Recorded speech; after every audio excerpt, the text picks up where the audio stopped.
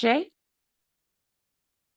Okay, thank you. Hey, I'm gonna share. I'm just gonna go ahead and share my screen, I think, here for the moment. So according to my screen, according to my Zoom, I should say everybody should be able to see my screen. I guess if some of you can just sort of say, yeah, you can see my screen, or yeah, you can see that goofy cover slide or whatever. That's at least what my screen is telling me. Okay, thank you. All right, so I'll point out, hey, this is going to look suspiciously familiar, maybe even disappointingly so, because hey, I'm going to start with about 10 or 12 slides of usual suspects. I think it read reports, but it was supposed to be kind of another accountability. So no, it's not going to be the same accountability we did 5 or 6 weeks ago in the same thing, but I am going to, for 5 or 10 minutes, do some of that just to kind of make sure I see it's a mixed group. For some of you, it will be kind of silly, but for some of you, I think it'll be worthwhile. Then we'll kind of rearrange the furniture and dig into reports. This is not a dramatically different set of slides or different set of training topics than usual, but I did kind of rearrange it because it has kind of been noted, or maybe, I mean, a little bit it's been noted, a little bit I've noted it myself that, hey, we always run low on time at the end. Hey, 5 minute warning. I've got 15 slides to go. And what do you know? Those are always the ones that have to do with the reports and TE. So what we did is rearrange the furniture a little bit and move that up front. So, hey, what do you know? There's a good chance that will happen again because it seems like it always happens. But hey, this time it'll happen with some of the stuff related to outcomes and services, or perhaps resources, rather than, giving short shrift to the section on reports. I'll just say, hey, back to the mixed group.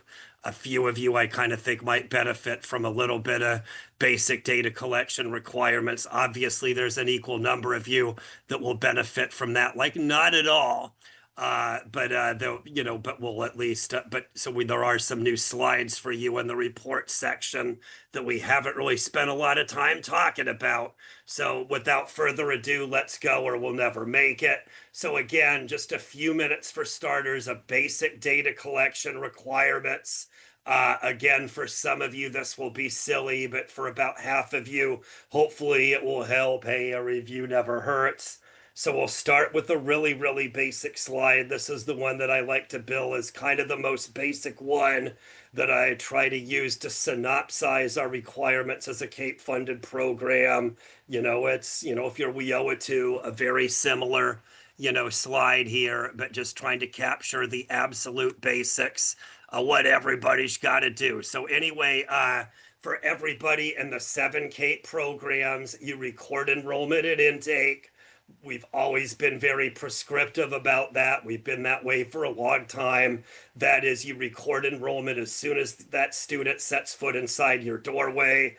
Day one, square one of your interaction with the student. That's what should trigger you to record enrollment or complete an entry record. And then record outcomes after a substantial block of instruction. That's represented by the CASAS update record. That we've always been a lot looser in terms of when you need to do it. For enrollment, we're very prescriptive. Do it day one, square one. For, update, we say, you can do that according to your own agency's, way of organizing your schedule. That is based on your academic calendar, your course schedule. Whatever makes the most sense for your agency is how often you do updates. You're required to do it for everybody with 12 or more hours of instruction. You pre and post test everybody in the federal WIOA2 programs. That is ESL, ABE, and ASE. By ASE, we mean adult secondary. That means high school equivalency and high school diploma. And then follow up for exited learners. That is, for some things, we care about, data on who's exited more so perhaps than those that are with you at this time. We follow up for exited learners via that employment and earnings survey and through data match. We'll explain a little bit, of course, coming up here. But we talk starting with those 7 CAEP programs. This just clarifies what those 7 programs are. for most of you, this probably covers everybody, but I know for some of you at larger agencies, you might have some other programs not represented in the slide. So just for absolute clarity, for CAEP reporting, you only need to include the students that are in one of the 7 programs on this slide. In CAEP land, we tend to set it up as the big 3. That's kind of why it's set up on top with ABE, ESL, and Career Tech Ed. I'll point out there's 2 that are kind of under Career Tech Ed, but technically we consider them separate programs. They are a little bit different. Pre-apprenticeship is one of them. Workforce preparation is the other. I don't think we have this clarification, so I'll point it out now. Career Tech Ed obviously involves, workforce related training. It's something longer term and focuses on a specific occupation. Pre-apprenticeship also does that exact same thing. It's also long-term and also focuses on a specific occupation, but the standards are a little bit different. The day-to-day activities are probably different. It usually involves the person working at a job site or with the union. That is, it's more hands-on, in most instances than Career Tech Ed. Workforce prep is also, well, from the title, workforce related. It's situated a lot more closely to Career Tech Ed, but workforce prep is generally for courses that are short term and not occupation related. Things like resume writing and job interviews, Microsoft Office, workplace safety skills. That is, activities that apply to all occupations, not one specific occupation. And then we've got these 2 over here to the left, one called Adults with Disabilities, the other Parents K-12 Success. Again, that's because the legislature says so. The funding covers these 7 specific programs. So when we talk about data deliverables, here's the basic level synopsis of that. We have quarterly and end of year data submission. For quarterly data submission, that means doing it through the TE quarterly data submission wizard. That is generally a pretty popular feature. It takes care of your CAEP data, your CAEP data integrity, your WIOA data, and your WIOA DIR all in one fell swoop. At the end of year, you're using that same TE quarterly data submission wizard.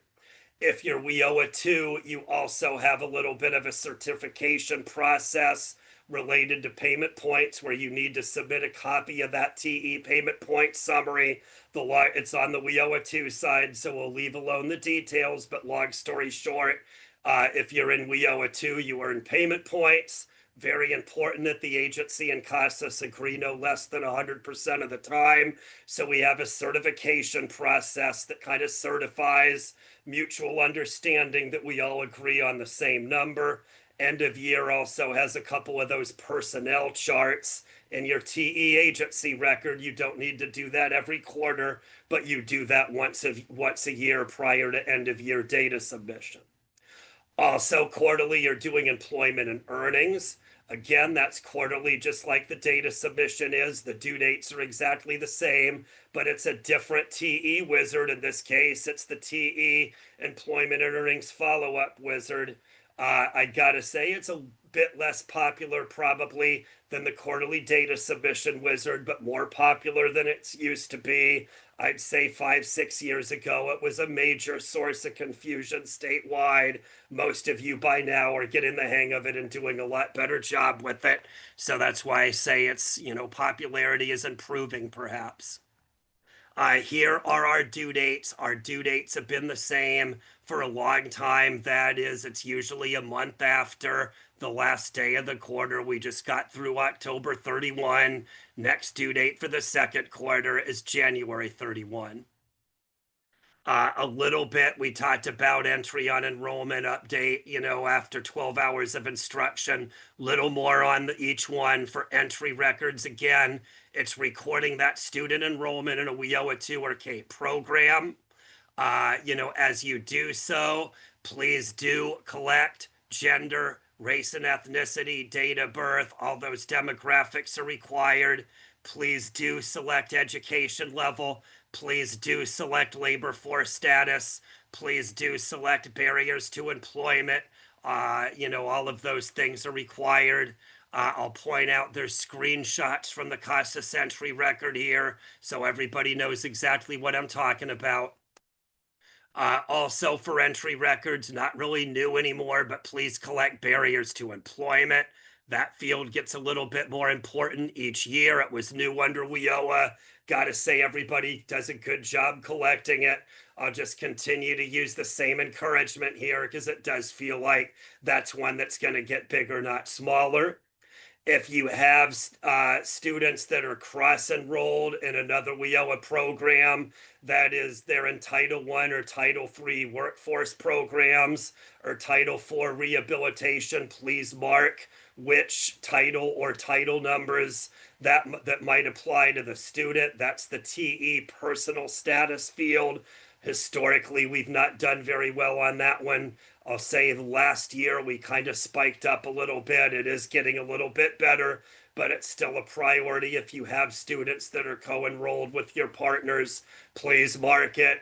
I'll sidestep a little bit for those of you that are WIOA too. You've heard a lot about federal level chaos this year. Hard to say what's going to happen, but one thing everybody pretty much universally agrees upon is no matter how good or how bad the net result of all this chaos ends up being, everybody agrees, will probably be tied more to labor, will probably have more requirements related to labor. So the more effort you put into getting to know your WIOA partners, the better off you'll be, because it definitely looks like that, co-enrollment and cooperation with, those labor agencies is going to get more and more and more and more important. On the update side, again, entry records, very prescriptive. Updates, we always say, a lot looser. We say a substantial block of instruction. That might mean a semester, trimester. It might mean monthly. It might mean quarterly, whatever, makes the most sense for your agency. That applies to all of the update record except for that one piece related to attendance hours. For attendance hours, you can see here, you should do attendance at least once a month. Those 3 bullets are not different caveats to the once a month, but are just representing the 3 ways in which you might get those hours into TE, whether you're doing it the old-fashioned way, using the update record, or whether you're hand entering it directly into TE, or whether you're relying on a third-party import. Either way, get those attendance hours into TE at least one time a month. Okay, here's one more screenshot of the update record. This is just to clarify, not really super recent confusion, but confusion over the last year or two. There's certain fields like update status and update progress that used to be super duper important and are now really best left blank. That when people like me say, hey, leave something blank, you don't need to do it. No matter how I say it, that tends to yield a lot of confusion no matter what. So just pointing out, yes, there are a couple that you don't really want to fill out anymore, but that's not to say the update record isn't important.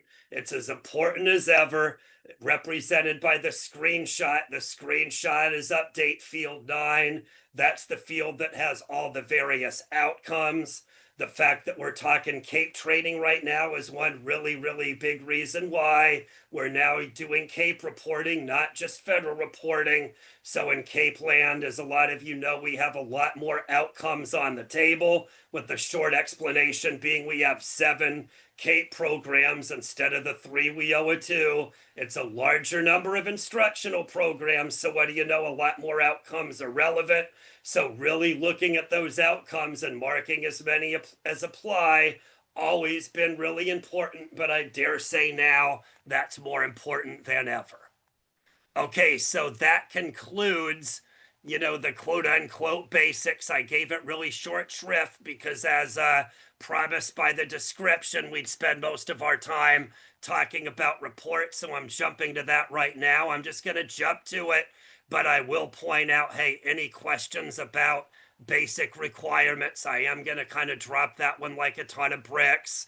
For most of the rest of the time, we'll talk CAEP reports. If we have any time left over, I'll cover a few of those things related to outcomes. But for the most part, I'll focus on these slides related to reports for the rest of the session. Don't see anything, so I'll just kind of jump right away. We'll start with the CAEP report setup window or CAEP table setup window. We'll get everybody's foot on the rail with the basic TE directions. That is, you want to go to reports, state reports, CAEP tables. That's the simple direction on the TE main menu for how to get to that setup window that you can see on this screen here. Not all, but most of the reports we have for CAEP are represented by that menu option called CAEP tables. When you do that, because it includes most of them, that explains number two is as soon as you select that option on the menu, you'll get to the setup window. The suggestion is go to report selection. That's what you can see on the screenshot right here, the bottom option, but you click report selection. This does not necessarily apply to all TE reports, but it definitely applies to this option where we have not all, but most of our CAEP related reports included within the same setup window. So mechanically, you want to go to report selection.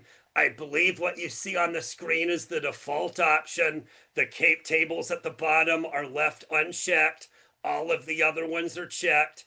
In most situations, you probably won't want to select all of these. So you'll want to click deselect all and then just check the boxes for the specific reports you wish to generate. You can select all of them if you want. If you want to run all the CAEP tables and all these other reports at the same time, the answer is go ahead, knock yourself out. But usually you just want to run one or two. It'll be less time consuming if you deselect and select one or two. And then back to the first point, this does include most of the CAEP related reports in TE, but not 100% of them. There are a few of them. The big one is CAEP data integrity, which, that one and a couple others are separate menu options on the CAEP main menu rather than ones you necessarily select, using report selection. Okay, I'm still not seeing any questions, so we'll start with the CAEP summary. We'll give a basic overview and then we'll double back to it a couple more times. But this is the one that I call the hub of the CAEP universe.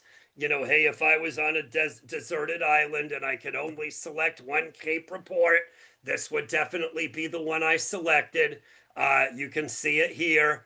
I've always liked to present this as 3 reports in one, as you can see from the slide. Simply left-hand section, middle section, right-hand section. Well, obviously it's organized a little that way, as you can see, but I also like to present it, this way because we set the bar on this report at 3 different levels: high bar to the left, middle bar in the middle, low bar to the right. We'll start with the low bar to the right. That's number 3 on your slide. That's the services section. That's, by the book definition, is that simply reporting out those students that receive short-term services. That is, things that they might have done with the counselor, field trips they did, things like that. That is things they did at your agency, but not necessarily activities completed in the classroom. I say low bar to that because we don't really require anything for the services section other than an ID, so that's very low bar. Just about all your, CAEP related records you would expect to show up in that right-hand services section. The bar is a lot higher there in the middle section, labeled CAEP outcomes. Those are all of our outcomes related to CAEP except for pre and post testing. You can see all the columns on your screen, but that bar is set higher. For services, we don't require any of this stuff, but for outcomes, we require most of the same things that you know and love from federal reporting. That is all of those demographics like gender and date of birth, It requires 12 or more hours of instruction, and it also requires some kind of enrollment in one of those 7 CAEP programs. Moving over to the left, literacy gains, that bar is set a little higher. It's almost the exact same level as CAEP outcomes, but a little bit higher. Literacy gains includes all of the requirements as outcomes, and in addition has that same requirement that some of you know from the NRS federal tables. That is, it also requires that qualifying pretest. We think it's set up right. That is, literacy gains includes all of your information related to pre and post testing. CAEP outcomes includes all of those outcomes you do for CAEP except for pre and post testing. So the part that reports your test results requires testing. All those other outcomes for everything else do not. So Monica asks if the services will record some of those that are not in classes. The short answer is yes. That's a good point. The services section a lot of times will include some of your quote unquote clutter. That is, you're going to have stuff that maybe you didn't mark hours or demographics or program enrollment that, most of the time is going to show up in your services section. It's a little bit cut off here, but there's that row called NA, which is grayed out across the board, except for that column M, where usually it will give you a number. That not applicable will be that number of students that you might call clutter. That is, ones that got to the service section but don't have any documented CAEP program enrollment. How do we know what each table holds? I'm not sure what you mean. I'm sorry, I'm not quite sure what that means. Yeah, I'm not sure what you mean by that question. I guess you can rephrase it. Yeah, I really don't know what that one means on that one. You mean, what do you mean each table? You mean each report? Well, that's what we're doing now by the CAEP summary. I'm still not sure what you're asking about. I think you just mean all these reports, and I'll just say, yeah, that's going to take another half hour to explain. That's what the training's for. That's a snarky answer, but that's the only answer I can come up with to your question. I assume that's what you mean. If it's not, I'm really not sure what you mean here. Okay, yeah, that's what the whole training is for. So yeah, this is the first one. So hey, I'll just say, yeah, Sylvia, 1 down, another 10 or 12 to go. It's going to take some time though to get through all the different things we want to talk about, I guess. Sorry for that wiseacre answer, but that's the best I can do, I think, right now. Okay, anyway, so that's the CAEP summary. We'll move on to the CAEP data integrity.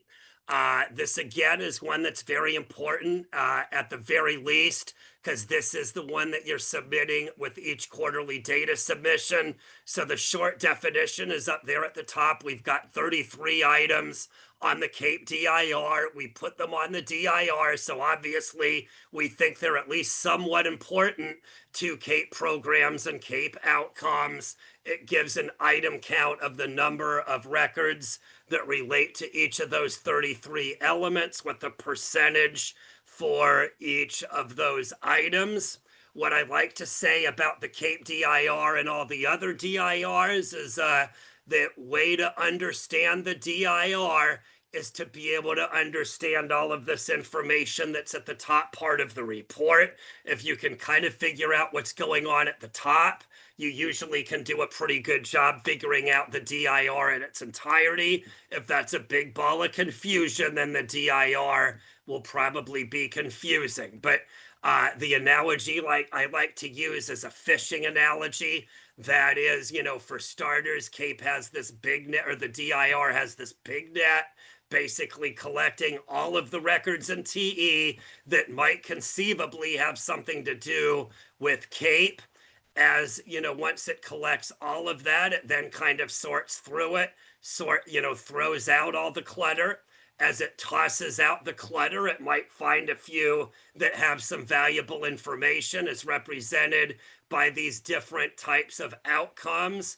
as it is. I mean, again, this example, I admit, a little too clean for its own good, but it will throw out some records related to clutter. It might find some good outcomes as it throws out clutter. So it's just TE is just going to point out if and when there's situations that have good outcomes but are going to be thrown out because it's, basically clutter without program enrollment and so on. It'll weed through all of those different student records. It will discard the ones that don't really fit. Bottom line is it will come up with this number in bold. In this example, that's 737 at the bottom. The significance here, this sounds a little bit wonky, but that we have that 737 to serve as that uniform denominator for all 33 items on the data integrity report. We see that as really important for consistency.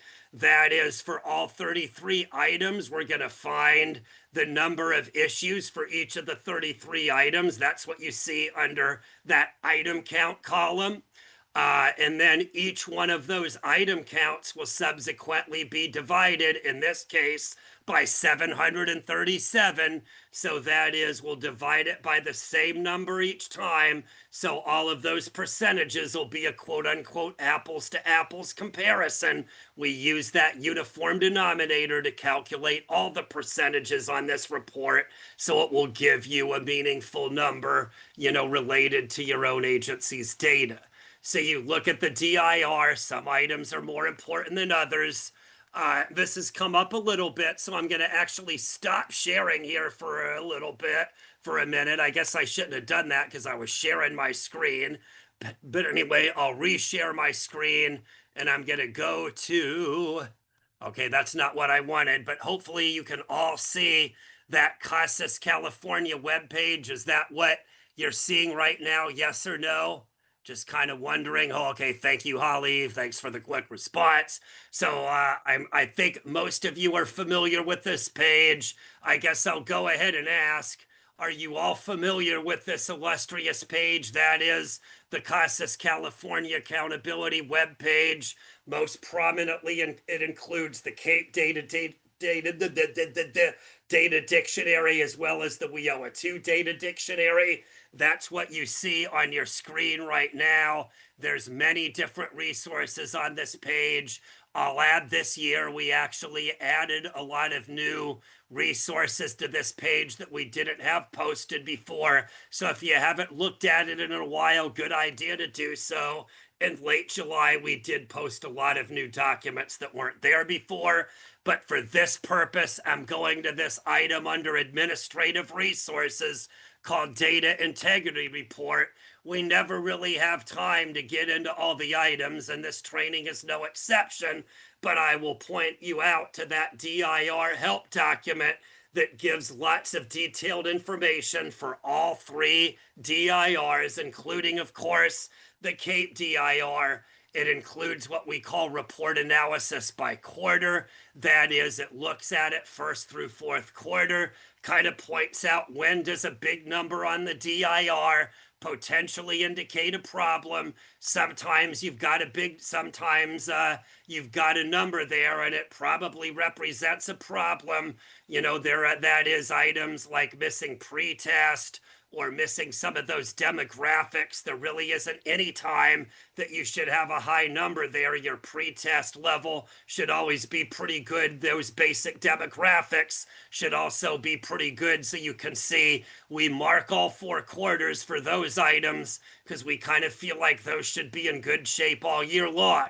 On the other hand, there's things like pretest but no post-test, or less than 12 hours of instruction. That really depends on what time of year it is. So it shows things like first and second quarter are left blank, because it goes without saying it's early in the year. It may just be kind of early in the year for everybody to have post-tested or got enough hours. But hey, we get to third and fourth quarter. Now we're kind of looking at, a situation where we should be in better shape. So that's what quarterly analysis does. Is, again, it may not always be in complete agreement with what you think, I suppose, but for the most part, it should be, and it just gives our opinion basically on the periodicity of when things should be copacetic and when maybe it's not such a big deal if it isn't. And then we also have this section called notes where we provide some basic definitions. In some cases, it's less of a definition and more of an explanation for why on earth we saw it as a good idea to add it to the DIR in the first place. Okay, so we're looking okay on time, but to kind of stay on track, I'm going to go back to the PowerPoint. I'm just going to kind of sanity check. Does everybody see the PowerPoint again? According to my Zoom, you should. Okay, that's what you're verifying. Thank you for that. So I'm just going to blow this up and move on to the next slide here on this presentation. So I'll just point out, just to get everybody's foot back on the rail, I'll go back a few slides. Here is that setup window. So we looked at that top option, CAEP summary. We also looked at the DIR. Now we're getting into what I call supplemental reports. That is ones that we talk a lot less about. There's the screenshot in the upper left. So over here to the right, a few of these we're going to detail more. A few of these we're just going to point out that they exist. But here's some other ones that we want to at least point out, starting with CAEP program hours. More on that in a minute. But that's the one that you can use to report hours in Nova. Hey, 'tis the season for that, so added a few bonus slides on that one. I believe that everybody right now is amidst adding that information to Nova as we speak. So a little bit more on that a couple slides from now.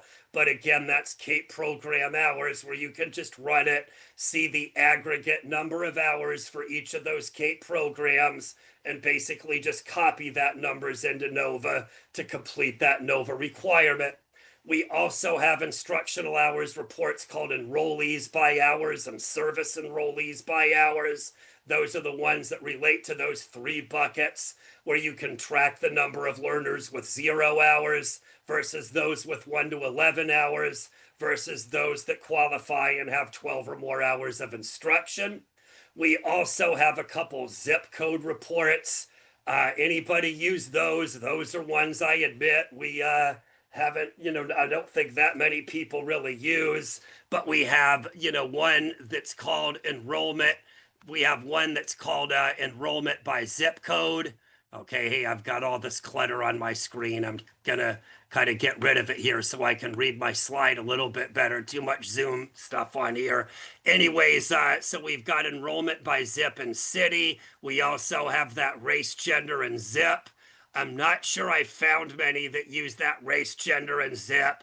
I haven't figured out a good practical use for that one, but that occupies many, many, many, many pages. If you've got some good use for it, I'd love to hear it. It's a great idea. Gotta say, we've had trouble getting our arms around that one, though. That zip and city is the more practical of the two.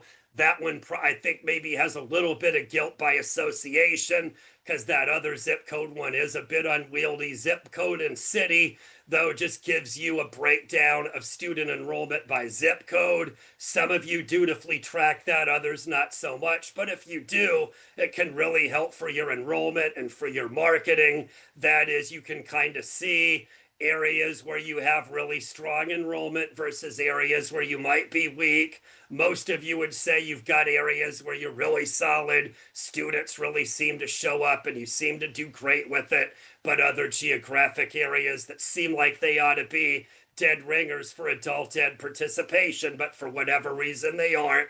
That's a real good way to kind of break it down and try to figure that out a little bit.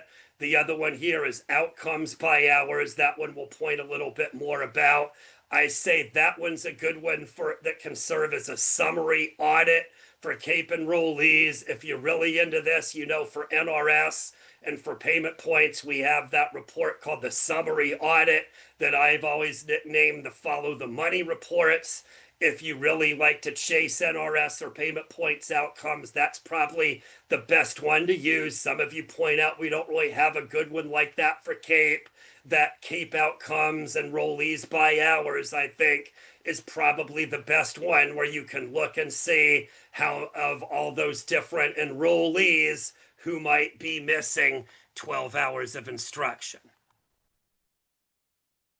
Okay, here's program hours. This is just the basic screenshot.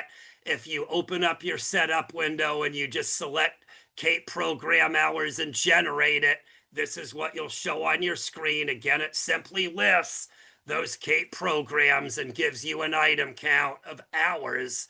That is the aggregate number of hours across all students at your agency for each of those CAEP programs. This is the easy way where you just get that Nova number. You can just copycat these numbers directly into Nova. No muss, no fuss. I'll point out, and I should have done this in this order. Here's another way to look at it. This is, after going into the setup window and tinkering with it a little bit. But if you want to kind of get a look at, maybe some that, might not be, that might be elusive, or you want to kind of see how a little bit better idea of how TE accounted for the hours. You can see the total hours. That is, you get the higher number in column C for students that are enrolled in classes designated for more than one class. If so, you're going to get more hours than you really have. So you've got the total hours that provides that duplicated number. And then the proportional hours is what's done after TE unduplicates. Sorry, I'm going backwards on you here. Sorry for that. But I'll just point out that before and after relates to that left-hand checkbox. You can see I have those two goofy arrows. Lots of things on the setup window. I don't want to go over all of it, but two things that relate here. One is that use Nova format for hours. By default, that box will be checked. If you just leave it alone, it'll give you that simple format. If you want that more involved format so you can better account for duplicated hours and multiple programs and things like that, uncheck that box. It'll give you the same bottom line item counts, but it'll give you that expanded format so you can kind of see where those hours are duplicated. I'll point out there's also those radio buttons up top for CAEP program areas. That relates to program hours. It also relates to your CAEP summary, but in CAEP land, a lot of times they'll roll up things like ABE, ASE. They'll roll up all those CTE programs into one, so you can kind of decide whether you want it to roll up or whether you want it to expand out and list ABE and ASE separately, or list workforce prep separate from CTE and so on. So again, this is what I just showed you. Sorry, probably a little out of order based on the explanation. But back to program hours. Here's a slide we've had more on the accountability side of it, but this relates to hours as, by program. That is, if you identify it as integrated, meaning if you assigned more than one instructional program to one TE class instance, by default, those hours will be divided equally. Like if you have an IET class and you designated it for ESL and you also designated it for CTE, if you do nothing, the default answer is TE. We'll divide it straight down the middle. 50% of the hours go to CTE, 50% of the hours go to ESL. If you know that it's not really 50-50 and should be more like 75% ESL or something like that, then you want to create two separate class instances so you can allocate those hours accordingly. Okay, here's another hours by program. Gonna get a little bit more into this one because this one's kind of my favorite FAQ here from the last couple months related to this topic. That's what I like to call unduplicated by program and duplicated across program. That's how we do hours and enrollment in CAEP land. By unduplicated by program, that means, if you have multiple enrollments in the same program, it's only going to be counted once. So goofy example, but if you have a student with 18 different enrollments in ESL, multiple classes, multiple enrollment dates, whatever, lots of enrollment, that's a little bit of a crazy example, but no matter how many enrollments you have in the same program, that's going to show up on the same row. It'll be counted once, and all of those hours will go in, to the same program. On the other, duplicated across program, that is, if you have a student enrolled in more than one program, that will be duplicated. A lot of times you'll see that and you'll think that's a mistake. And I'll just point out, no, that's not a mistake. It's an on purpose. So we'll stick with that same example from a few minutes ago. If they have CTE enrollment and they also have ESL enrollment, that CAEP summary or hours by program will have that student included in different rows. That is, in my example, they'll show up for ESL and they'll also show up for CTE. That's by design. That is, it will credit both of those programs. There is no real way to say one program is more important than the other. So we purposefully, show the person is enrolled in both. So it will show up in both item counts. I'll point out there is that unduplicated count. Here we'll move in and show exactly what we mean by this. Looking at the CAEP summary, this is where it usually comes up. So we're looking at that column B there to the left. I just blew it up a little bit, but you can see we've got the number of enrollees by program. We've got the total number of enrollees, and then it will show, hey, we've got a certain number that are in 2 or more programs. That is, on that left-hand example, that 472 is not necessarily the number of students, but it's the number of program enrollments. In this example, we have 76 students that are in 2 or more programs. So that is, it weeds down to 367. If you're wondering why that math didn't add up, that too should be expected, because again, it's not necessarily 2 programs, it's 2 or more. In most of these duplicated examples, it's going to be 2 instead of 1. But hey, in this example, you can see there's at least a few examples where they might have been enrolled in 3 or more. So again, don't expect this math to always add up, because sometimes it might be 3 or more or 4 or more. It's not going to be 2 or more 100% of the time. Hopefully that makes sense. And then that arrow over there to the right, if you want the number of unduplicated students, just look at that very bottom row. That will give you that item count by student. And then you can see that asterisk example. That kind of gives you that reminder, kind of giving in shorthand, what I just tried to spend the last 5 minutes explaining. Okay, here we're getting into the weeds a little bit much. I'm not going to read this whole thing, but I'll just point out this is what I'm using to explain why I think this tends to cause a lot of confusion, and why we have been getting questions on this one is when you're looking at federal reporting. It's the exact opposite. That is, in federal reporting land, it requires TE and requires all agencies in all states to unduplicate everything. So TE has a built-in hierarchy for those NRS reports and payment points. For what it's worth, that's always ESL first, ABE second, and ASE third.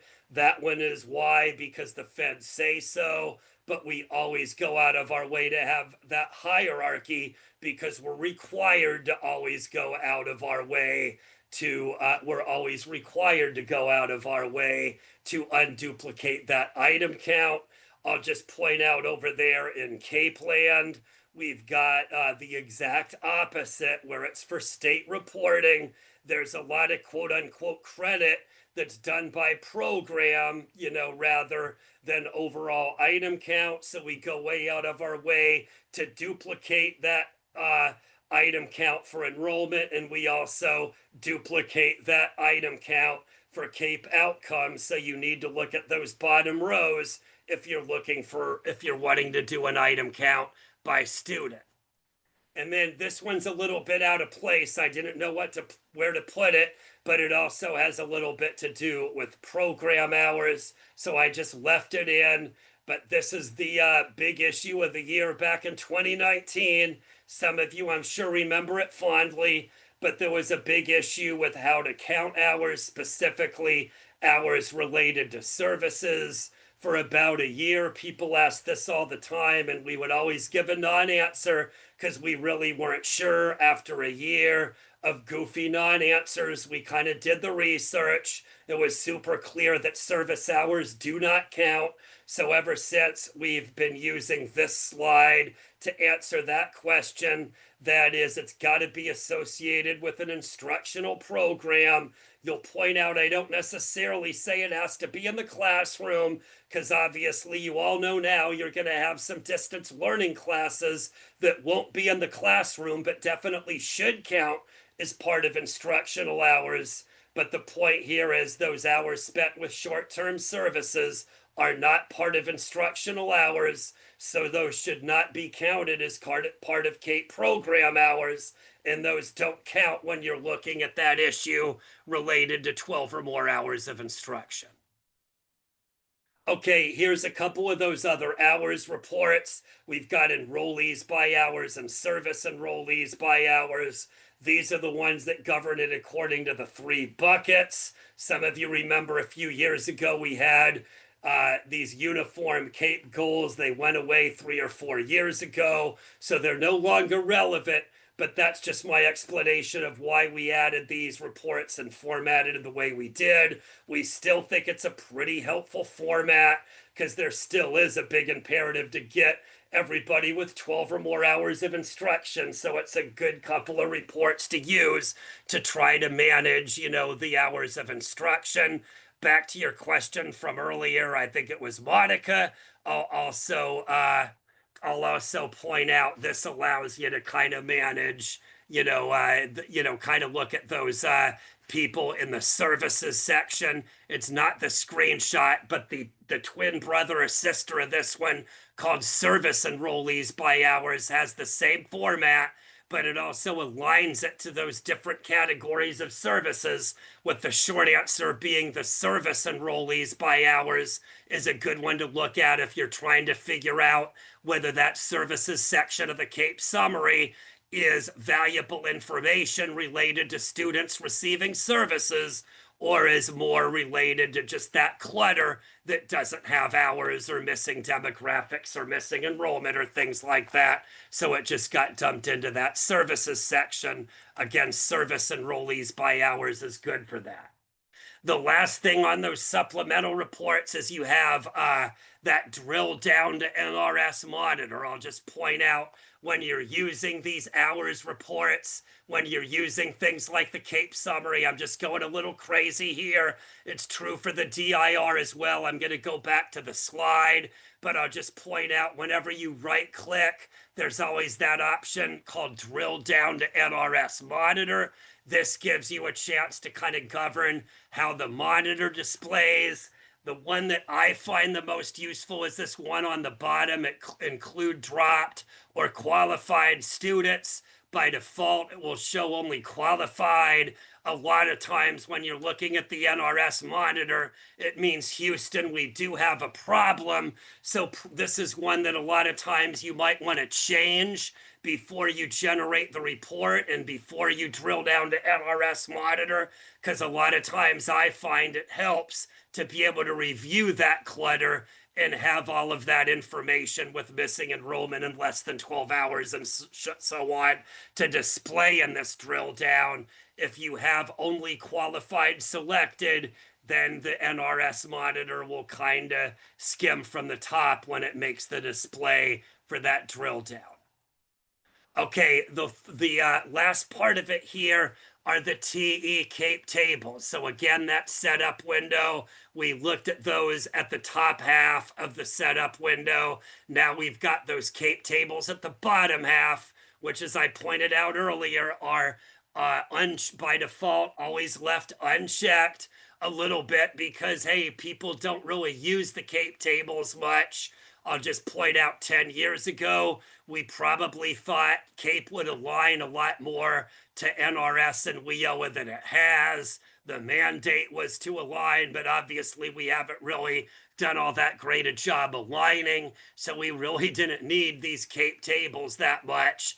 I'll just point out the CAEP tables are modeled very closely to those NRS tables. The content and the format of these CAEP tables, I'd say 95 to 98% the same is what you would see when you generate NRS tables. So this over to the right isn't really how to use them, but more why you might want to consider using them.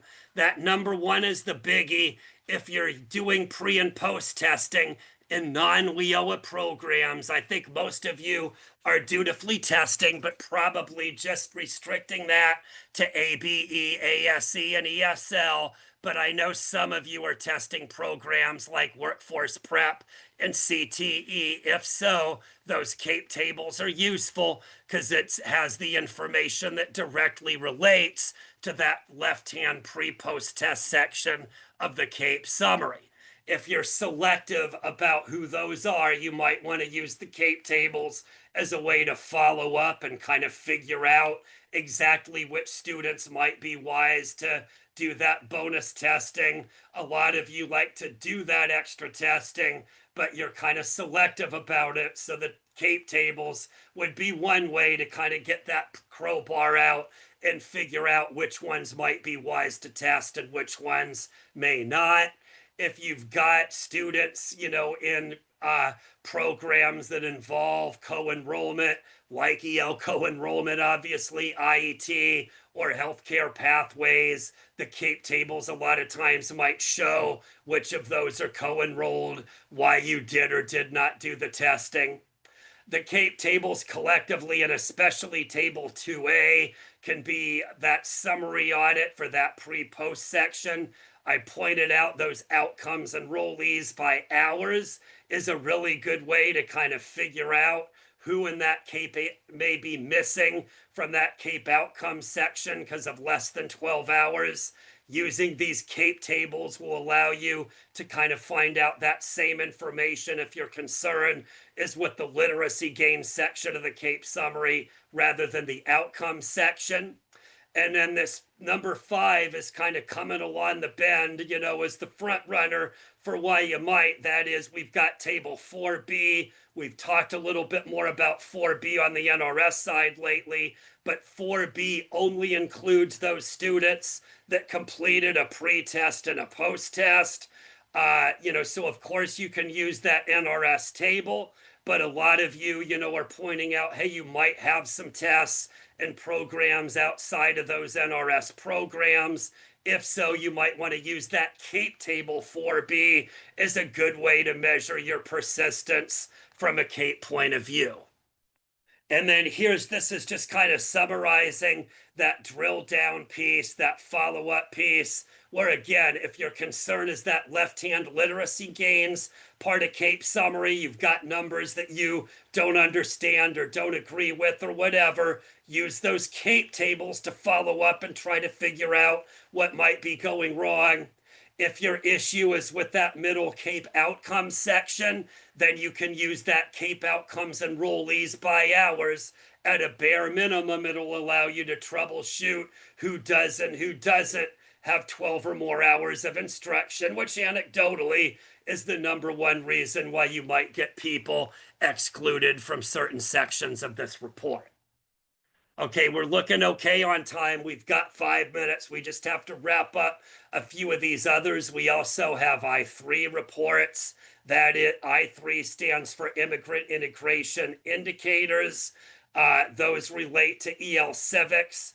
So most of you, I'll say, have really good numbers on these reports, but probably a lot of you don't realize it or understand why your numbers are so good. The reason why is you're probably doing a great job on the WIOA EL Civics side with EL Civics COAPs. That's basically what that I3 is looking for. That is, those EL Civics COAPs relate very closely to those immigrant integration indicators. So if you have students doing a great job on EL Civics COAPs, by definition, that suggests that you're also doing a good job with these immigrant immigration indicators. So there's some reports that show you data on how well your students are doing with this.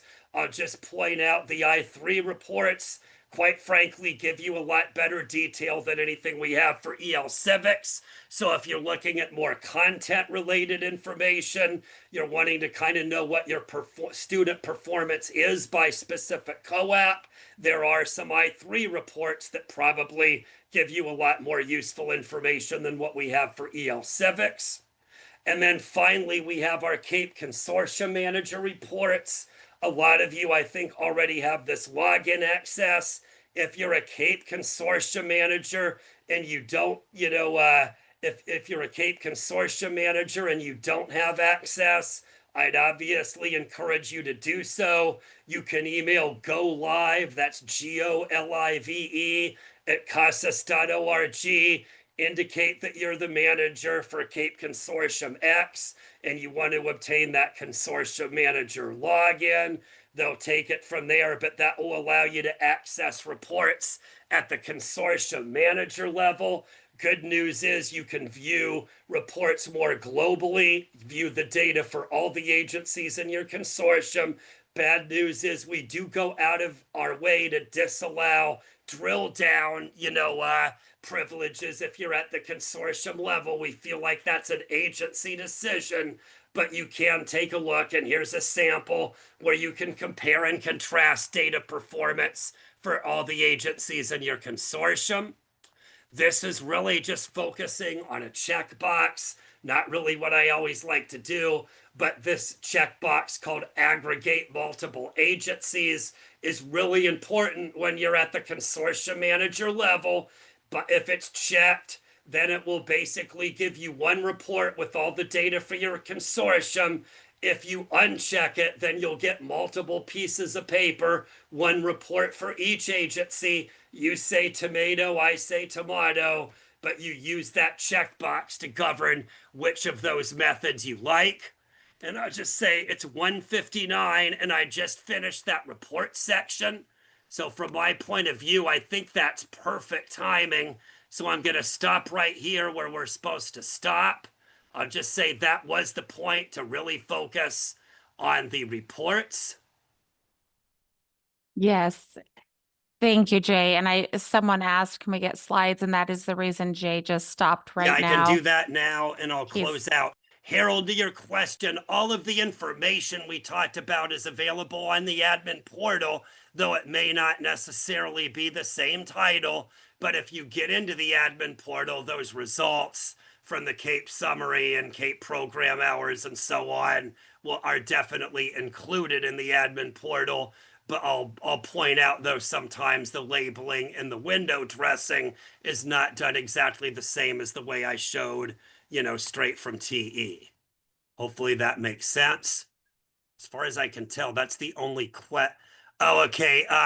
The parents, K-12 Success, that's one of those CAEP programs that relates to parenting, but it's not parenting. I'll just say when we started out as AEBG, parenting was not included by the legislature. Lots of people complained mightily about it. The legislature kind of stuck to its guns and did not allow parenting, but it did compromise and allow parents K-12 Success. That is, we're not going to give you money to teach students how to be parents, but we will give you money if you want to train parents to be able to do a better job helping their students achieve K-12 success. That's just one of those programs we have in CAEP land. So anyway, before I go, I will share the PowerPoint. I did close it. Hey, what do you know? I'm having trouble walking and chewing gum at the same time. So I guess I just need to stop talking here and dig around and find that file that I can share. Well, and let me tell you that when it comes to CAEP, you're going to be doing your program area report that's due December 1st. So in CASAS, it might be K-12 success. However, in the program area report, you're going to see it as CSS, which is child school success. So just make a mental note of that or a paper note of that now, that CSS is the same thing as K-12 success. And we are working to try to align the terminologies. That is a goal of ours going forward with CAEP and the different reporting agencies. There have been some name changes. It's going to take a while to get us all aligned. And Kimberly, we are going to remediate this webinar. Hopefully, please, I dropped the link for the evaluation in the chat. Do fill that out. We use the data that we get back. If there's 44 of you, there were 46 at one point. If we only get one or two evaluations, it may not get remediated. But if we can get more of you to fill out the evaluation, that is what will drive the remediation, because there is a cost to do so, and then we'll post it to the site. Once we do post it to the site, we will email everyone that registered to attend and let you know that it is posted to the site for your viewing purposes. So that is all we have. I did drop a link also for upcoming trainings that we have. We do have on November 20th an overview of TOPS Pro Enterprise. If any of your staff, if you yourself or anyone at your site needs that training, it's a great one to attend. Jay, thank you so much for your willingness to present this training today and for your flexibility with the timing with our mishap of the scheduling. And for the attendees, I see that we had all of our numbers stay on to the very end, which is unusual, but that just proves what a great presenter you are to keep them all engaged to the very end. So we appreciate you as always, and thank you everyone for giving us your time today. Thank you very much. Thank you. Have a great rest of your day. Bye-bye.